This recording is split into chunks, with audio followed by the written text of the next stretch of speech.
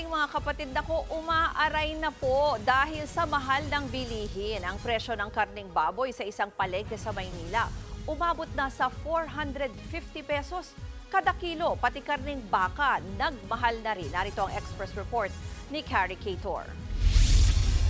Talagang mapapahigpit ng sinturon ang mga mamimili sa trabaho market sa Maynila dahil halos lahat ng bilihin mataas pa rin ang presyo. Ang karneng baboy umaabot na ng 450 pesos kada kilo.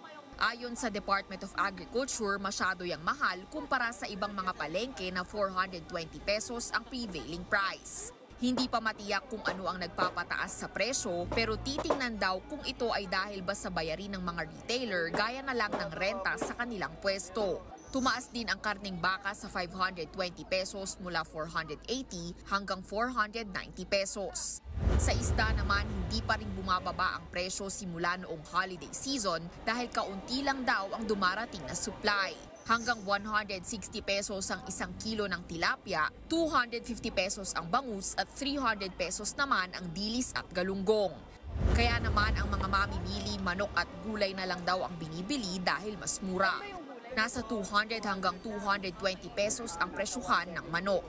Ininspeksyon naman kanina ng mga opisyal ng DA, Department of Trade and Industry at Manila Local Government ang presyuhan ng bigas. May ilang nagbebenta ng 60 pesos na imported premium rice, lagpas sa itinakdang maximum SRP na 58 pesos. Paliwanag ng mga nagtitinda, inuubos na lang nila ang mga lumang stock. Pero nagbabala ang DA na maghihigpit na sila sa mga hindi pa rin susunod na rice retailers sa Pebrero.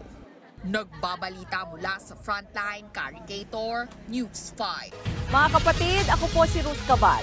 Maging maalam at may pakialam sa mga may init at rumaratsadang balita sa Frontline Express. Para maging updated sa balitaan, mag-subscribe lang sa social media pages ng News 5.